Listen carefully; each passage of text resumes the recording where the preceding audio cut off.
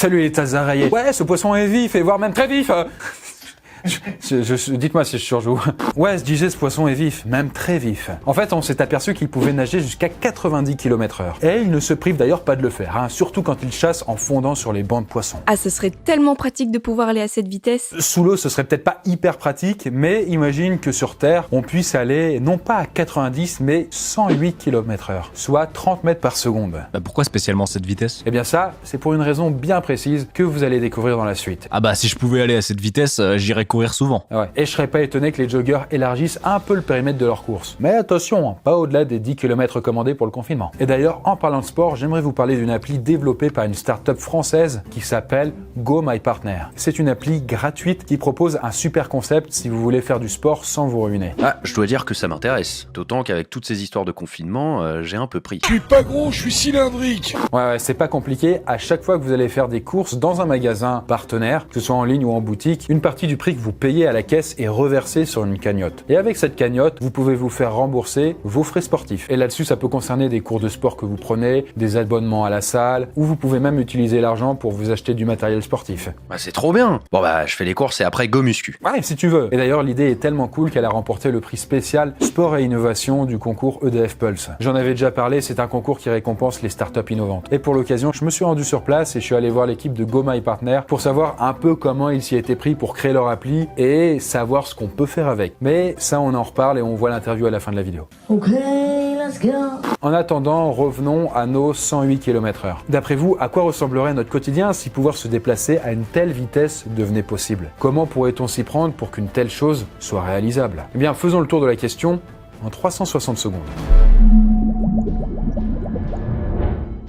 Bien, alors pour commencer, voyons un peu ce que le corps humain a dans le ventre, hein, histoire de savoir si on a beaucoup de boulot ou pas pour atteindre nos 108 km/h. Déjà, pour ce qui est de l'humanité, il faut hélas descendre à 44 km/h pour arriver à la vitesse maximale qu'un être humain est capable d'atteindre. Et encore, pour arriver à une telle vitesse, faut être un très bon coureur et être en plein sprint.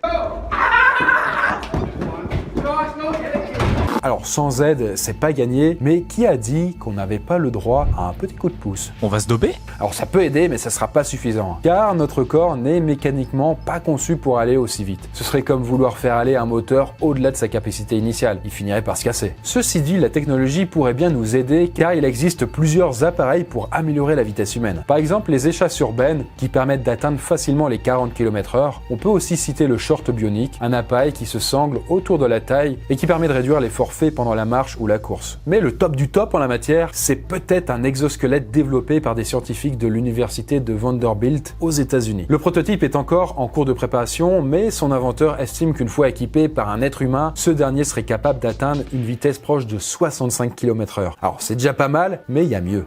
Tout à fait. Les technologies permettent de développer des équipements permettant d'améliorer les capacités humaines, notamment dans le domaine du sport. Il peut s'agir de textiles qui réduisent les frictions avec l'air ou l'eau, mais aussi de prothèses qui permettent de meilleures performances. D'ailleurs, un sportif amputé des deux jambes a, par exemple, réussi à se qualifier aux Jeux Olympiques et a pu rivaliser avec des adversaires valides. Donc si on équipait un corps humain avec toutes sortes de technologies spéciales plus un exosquelette, ce serait possible de monter à 108 km/h? Bah, dans l'état actuel des choses, non. Même en étant un cyborg dernier cri, on serait encore loin du compte. S'ajoute à ça qu'en plus de nous permettre de tailler des pointes, cette technologie devrait aussi prévenir l'usure des diverses articulations sollicitées par le fait de courir. Typiquement les chevilles, les genoux ou même les épaules. Mais cette techno devrait également pallier à un autre problème. Et vous vous en doutez, en courant à 108 km/h, on brûle beaucoup de calories. On en brûle même énormément. En fait, c'est impossible de dire précisément combien, mais le chiffre atteindrait probablement plusieurs dizaines de milliers de calories en une seule heure de course. Et en termes de comparaison, une heure de jogging à allure moyenne fait perdre entre 600 et 800 calories, selon votre corpulence, votre taille, tout ça. Alors certes, c'est bien parce que ça fait faire du sport, mais d'un autre côté, le corps humain n'est pas conçu pour encaisser une telle perte d'énergie. Ah bah oui, déjà que je suis rincé après ma séance de muscu, j'imagine même pas ce que ça doit être quand on en brûle plusieurs dizaines de milliers. Ouais, ça donne une idée de l'état de fatigue.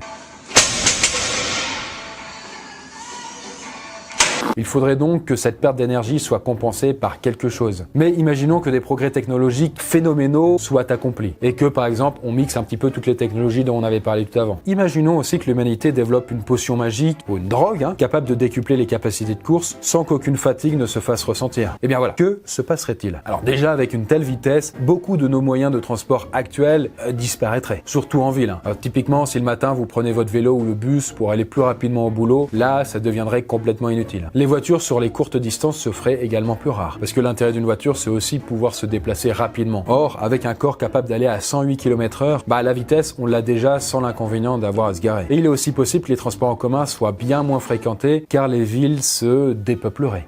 On estime que, de nos jours, 80% de la population française vit dans un milieu urbain. Or, d'autres statistiques montrent que seulement 19% de la population souhaite vivre et travailler en ville. La vitesse rendant le parcours de longue distance plus facile, on peut penser que de nombreuses personnes iraient vivre à la campagne mais continueraient de travailler en ville, en s'y rendant à pied.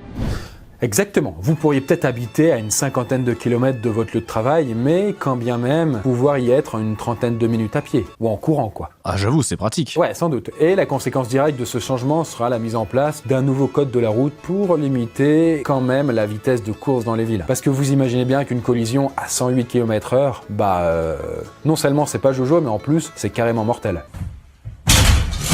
Je peux vous l'assurer parce que moi quand je suis tombé à 30 km/h en skate, j'ai quand même réussi à me casser une jambe. Mais bon, bref. Les rues seraient en tout cas probablement réorganisées pour permettre à la fois la circulation des voitures, mais aussi celle des coureurs. Et en plus de l'aménagement des rues, il est possible que des routes spéciales pour les coureurs seraient également construites pour relier les villes entre elles et viendraient concurrencer les autoroutes. Ah, plus besoin de prendre la bagnole et de galérer dans les embouteillages. Tout à fait. Mais les voitures ont encore de beaux jours devant elles, faut pas déconner. Parce que certes, on peut taper des sprints incroyables, mais la capacité de transport des êtres humains reste beaucoup plus limitée que celle d'un véhicule. Donc ce serait toujours utile pour le transport de marchandises ou si on était chargé.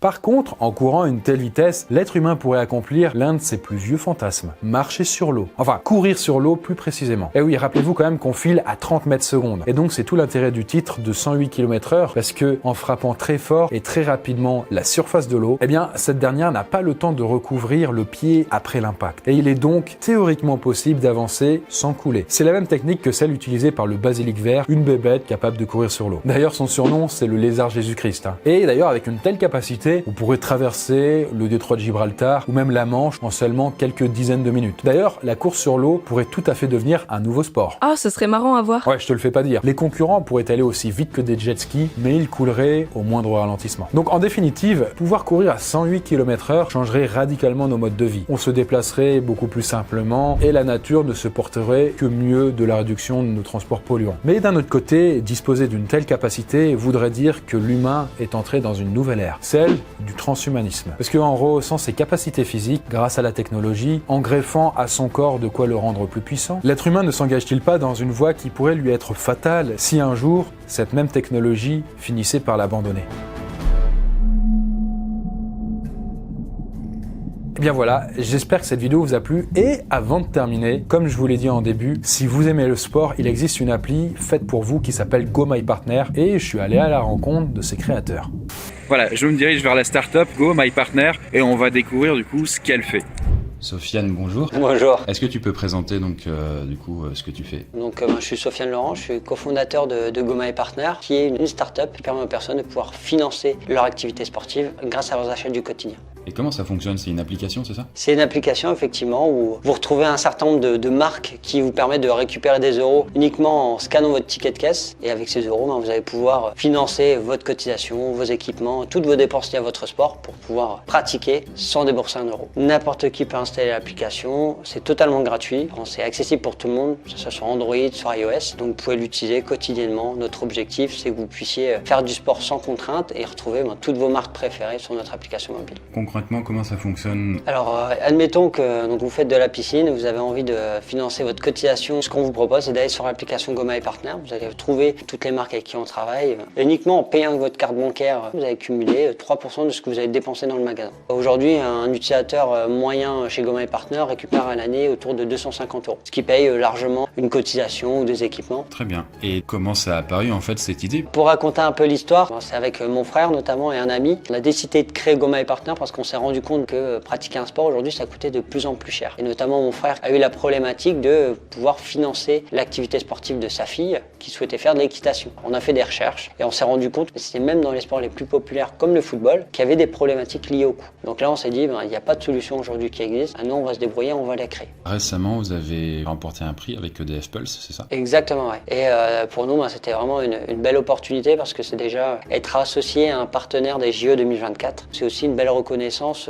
du travail qu'on a fourni depuis plusieurs années. Eh bien, parfait. Est-ce que tu as un mot de fin peut-être? Télécharger l'appli Go My Partner. Ok, bon bah merci. Merci Sofiane. Merci. Eh bien voilà, merci à eux pour leur temps. J'espère que ça vous aura donné envie de tester leur appli. Sur ce, la Posca et nous, on se retrouve dans une prochaine vidéo. À plus.